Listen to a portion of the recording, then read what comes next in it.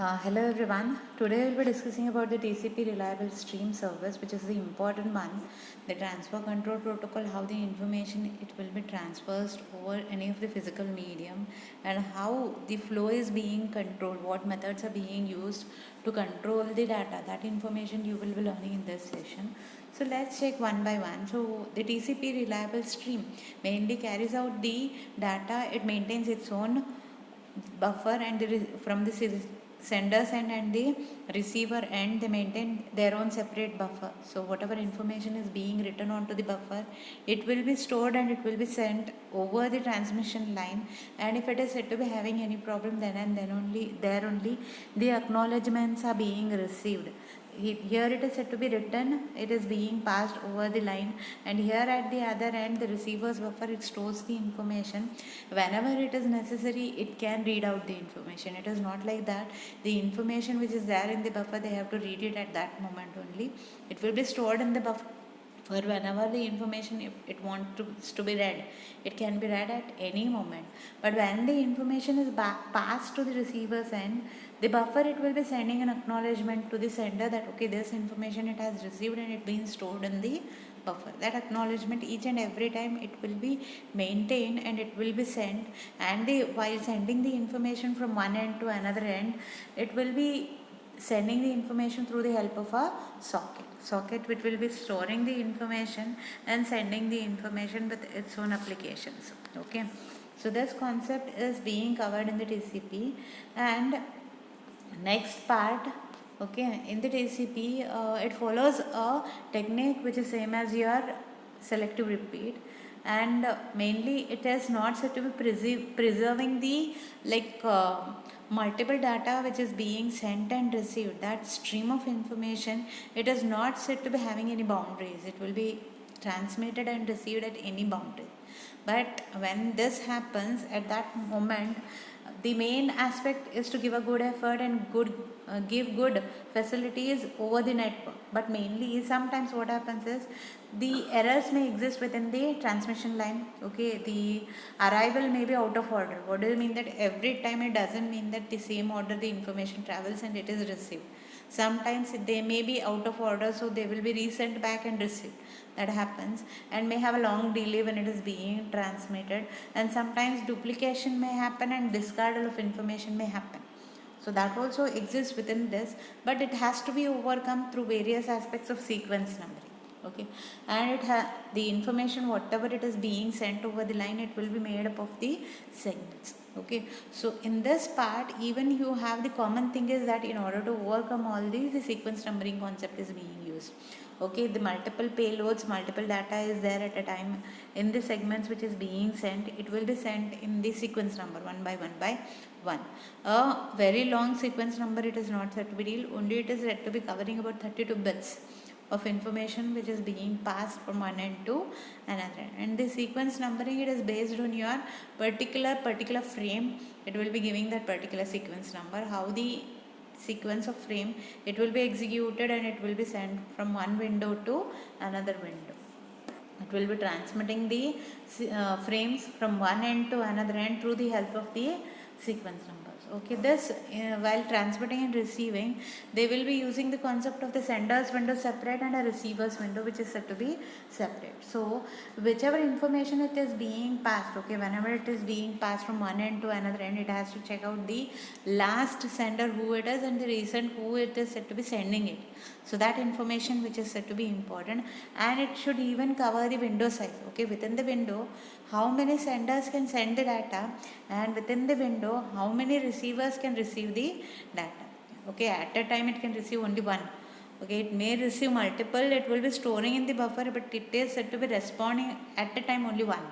So that happens in the selective repeat. Okay, it has to, like, acknowledgement has to be provided, the number of bytes it has to cover, how many number of bytes are being covered from the window size, recent and last, both it has to cover. And the sender's window and the receiver's window, it has to have the how many highest numbered frames are being sent at a time. That information, it should be maintained on both the sides. Okay, not only one side, it will be covering both the sides, how many frames are received and how many how many frames are said to be sent from the sender side, and which next sender it will be received at the other end, and new receiver which it is, everything information one by one it will be getting it, and it will be storing in the buffer.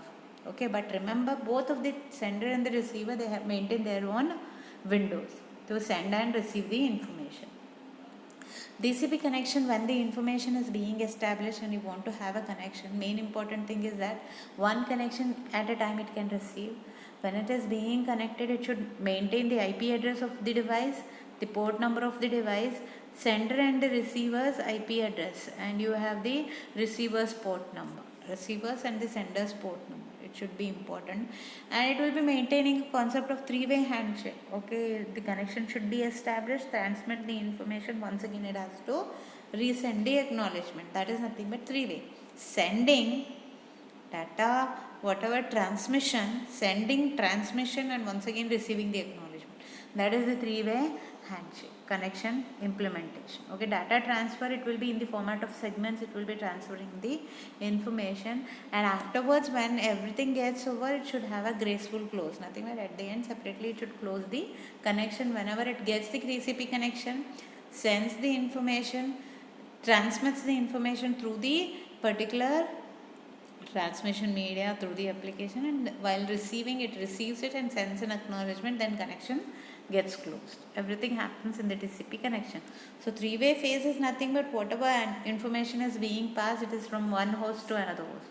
It will be transmitting the information. When it is transmitting, the sequence number is the most important one. When it is sending and receiving, at the same time it should have the sequence number, it should get the acknowledgements. Whenever it is transferred from one window to another window, it transmits the information and it gets the information regarding the next window, what happens and how many frames are being traveling over the line. And at the end, it should have a graceful close when it is said to be ending the connection. Okay, so let's check out in the first handshake. What happens is it requests for the connection from one server to another server, from source to destination. It gets connected through the port numbers and it get the sequence numbers from where it is said to be traveling and from where it is said to be getting the connection. That information it is said to be receiving from the client and the server.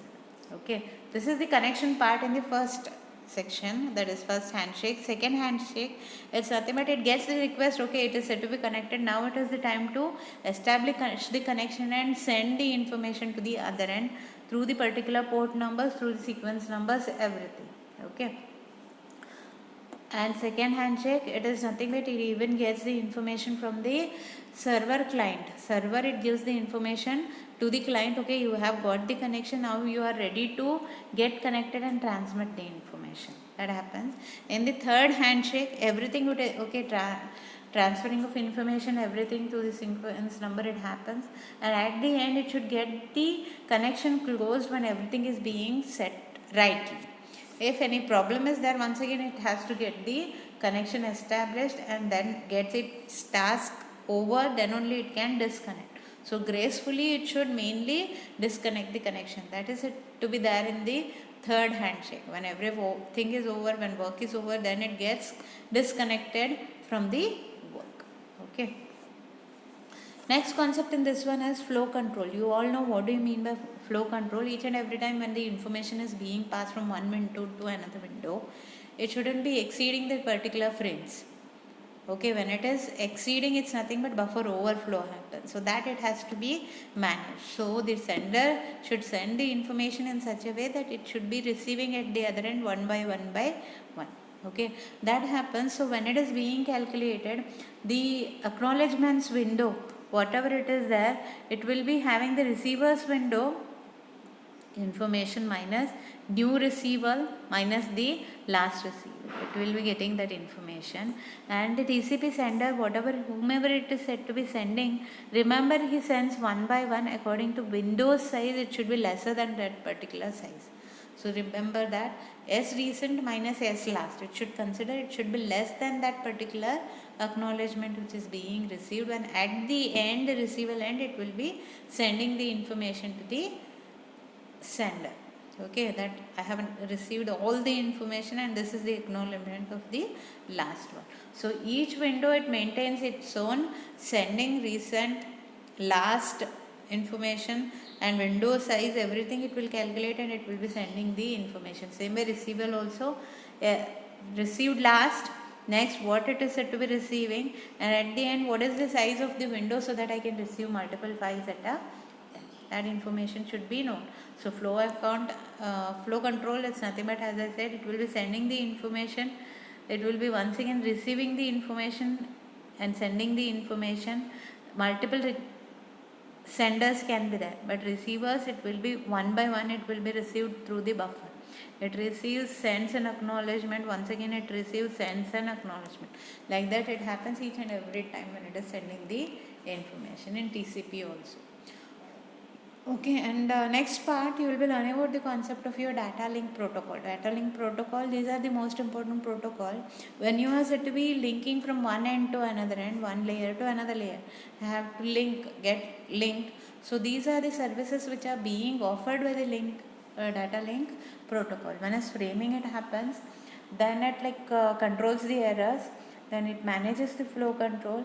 Multiplexing happens both the end. When it is said to be sending the information multiply, it can handle with a single at a time. It can maintain the link, and even security is important one, that it maintains the security for whatever data is there and encrypts the data. And directly it is connected, it may be, or wired, like it is getting connected your data link from physical to data link, from data link to network.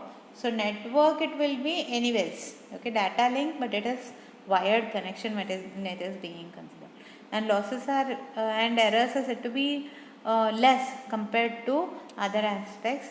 And here direct link happens through the help of the LANs, the connection bands, everything that it will be covering. So here the examples for this connections is PPP, point to point protocol, then HDLC,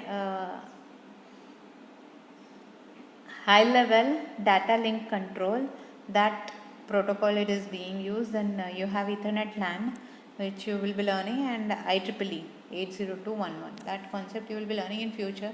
But these are the examples of the data link protocol. Remember, when it is said to be through the help of a link, you are get to be transferring the information and managing all the things, managing all these things, then it is said to be the data link protocol. In that you use these and all protocols for the connection.